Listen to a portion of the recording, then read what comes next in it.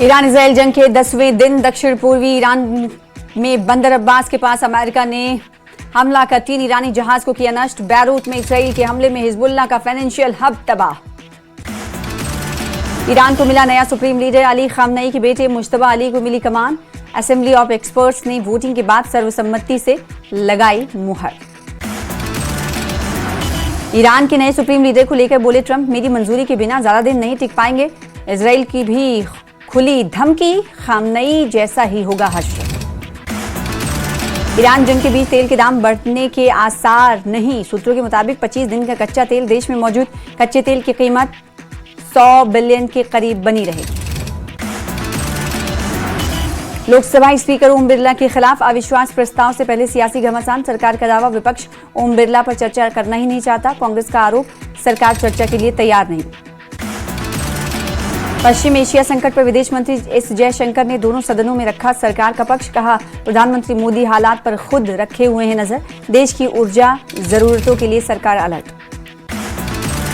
National conference की LG और police से हिरासत में लिए गए प्रदर्शनकारियों को छोड़ने की मांग। तनवीर सादिक ने कहा, प्रदर्शनकारियों ने कोई जुर्म नहीं किया, वो सुप्रीम लीडर की मौत पर दुख जता रहे थे।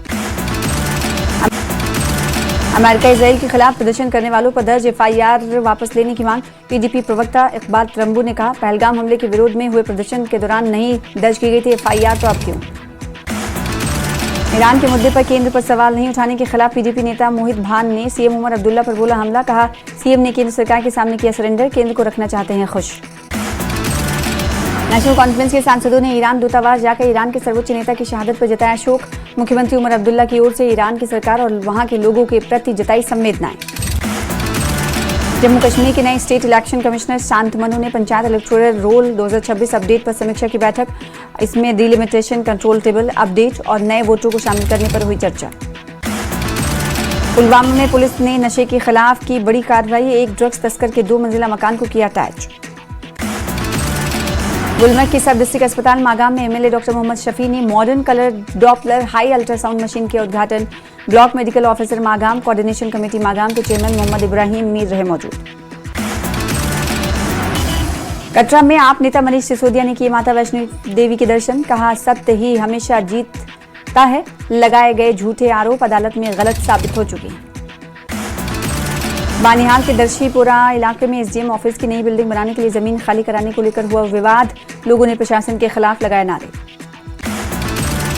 राजौरी के गवर्नमेंट मेडिकल कॉलेज में गैर राजपत्रित कर्मचारियों ने all India registered nursing front के बैनर तले किया प्रदर्शन। कर्मचारियों ने कहा, 6 साल सेवा के बावजूद सर्विस रिक्रूटमेंट रूल्स तय नहीं हुए। ईरान इजराइल जंग के 10वें दिन दक्षिण पूर्वी ईरान में बंदर अब्बास के पास अमेरिका ने हमला कर 3 ईरानी जहाज को किया नष्ट। बैरूत में इजराइल के हमले में हिजबुल्लाह का फाइनेंशियल हब तबाह। ईरान को मिला नया सुप्रीम लीडर, अली खामनई के बेटे मुश्तबा अली को मिली कमान। असेंबली ऑफ एक्सपर्ट्स ने वोटिंग के बाद सर्वसम्मति से लगाई मुहर। ईरान के नए सुप्रीम लीडर को लेकर बोले ट्रंप, मेरी मंजूरी के बिना ज्यादा दिन नहीं टिक पाएंगे।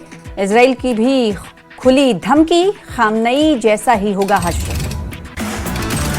ईरान जंग के बीच तेल के दाम बढ़ने के आसार नहीं। सूत्रों के मुताबिक 25 दिन का कच्चा तेल देश में मौजूद कच्चे तेल की कीमत 100 बिलियन के करीब बनी रहेगी।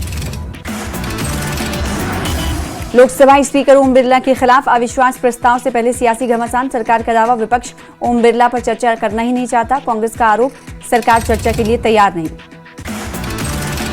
पश्चिम एशिया संकट पर विदेश मंत्री एस जयशंकर ने दोनों सदनों में रखा सरकार का पक्ष। कहा, प्रधानमंत्री मोदी हालात पर खुद रखे हुए हैं नजर। देश की ऊर्जा जरूरतों के लिए सरकार अलर्ट।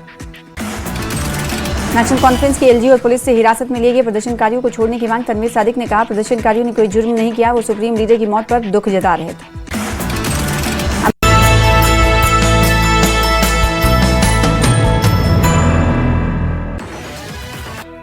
पश्चिम एशिया संकट पर विदेश मंत्री एस जयशंकर ने दोनों सदनों में रखा सरकार का पक्ष। कहा, प्रधानमंत्री मोदी हालात पर खुद रखे हुए हैं नजर। देश की ऊर्जा जरूरतों के लिए सरकार अलर्ट। ईरान को मिला नया सुप्रीम लीडर, अली खामनई के बाद बेटे मुश्तबा को मिली कमान। असेंबली ऑफ एक्सपर्ट्स ने वोटिंग के बाद सर्वसम्मति से लगाई मुहर।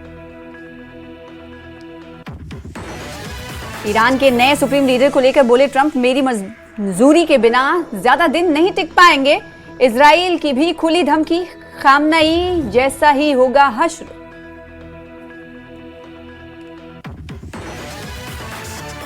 नेशनल कॉन्फ्रेंस की एलजी और पुलिस से हिरासत में लिए गए प्रदर्शनकारियों को छोड़ने की मांग। तनवीर सादिक ने कहा, प्रदर्शनकारियों ने कोई जुर्म नहीं किया, वो सुप्रीम लीडर की मौत पर दुख जता रहे थे। अमेरिका इजराइल के खिलाफ प्रदर्शन करने वालों पर दर्ज एफआईआर वापस लेने की मांग। पीडीपी प्रवक्ता इकबाल त्रंबू ने कहा, पहलगाम हमले के विरोध में हुए प्रदर्शन के दौरान नहीं दर्ज की गई एफआईआर तो अब क्यों?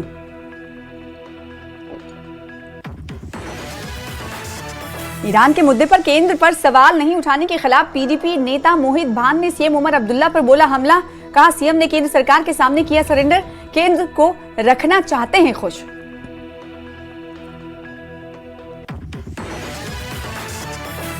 नेशनल कॉन्फ्रेंस के सांसदों ने ईरान दूतावास जाकर ईरान के सर्वोच्च नेता की शहादत पर जताया शोक। मुख्यमंत्री उमर अब्दुल्ला की ओर से ईरान की सरकार और वहां के लोगों के प्रति जताई संवेदनाएं।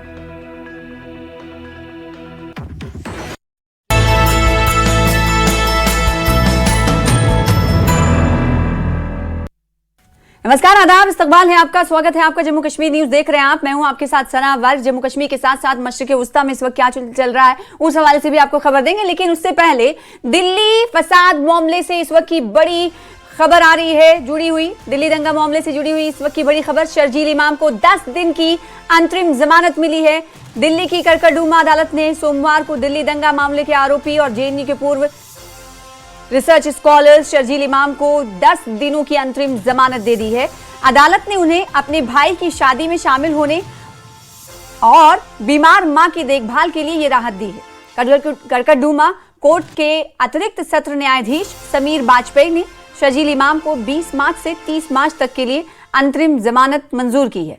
अदालत ने जमानत की शर्तों में कहा है कि इस दौरान शर्जील इमाम मीडिया से संपर्क नहीं करेंगे और सोशल मीडिया का इस्तेमाल भी नहीं करेंगे। इसके साथ ही उन्हें केवल परिवार के सदस्यों, दोस्तों, रिश्तेदारों से ही मिलने की अनुमति होगी। तो शर्तों के साथ 10 दिन की अंतरिम जमानत भाई की शादी की वजह से शर्जील इमाम को मिली। दिल्ली दंगा मामले से जुड़ी हुई बड़ी खबर आपको दे रहे हैं। शर्जील इमाम को 10 दिनों की अंतरिम राहत मिली है, ये जमानत दी गई है और जमानत कई शर्तों के साथ दी गई है। इस बीच शर्जील इमाम सिर्फ परिवार वालों के दरमियान ही रहेंगे, किसी से मुलाकात भी नहीं कर सकते, साथ ही साथ सोशल मीडिया का इस्तेमाल नहीं कर सकते और भाई की शादी तक ये राहत उन्हें मिलेगी 10 दिन की अंतरिम जमानत के तौर पर। और ये बड़ा फैसला करकरडूमा कोर्ट की तरफ से आया है। करकरडूमा कोर्ट की तरफ से जमानत दी गई, मंजूर की गई। 2020 से आपको बताएं कि शर्जील इमाम जेल में बंद हैं। दिल्ली दंगे से जुड़े हुए मामले में अहम आरोपी के तौर पर 2020 से जेल में बंद है, सजा काट रहे शर्जील इमाम के लिए राहत भरी खबर कि 10 दिन की अंतरिम जमानत मंजूर कर ली गई है। भाई की शादी के लिए 10 दिन की अंतरिम जमानत इन्हें मिली है। अबूरी जमानत 10 दिनों के लिए मिली है और शर्तों के साथ ये जमानत दी गई है।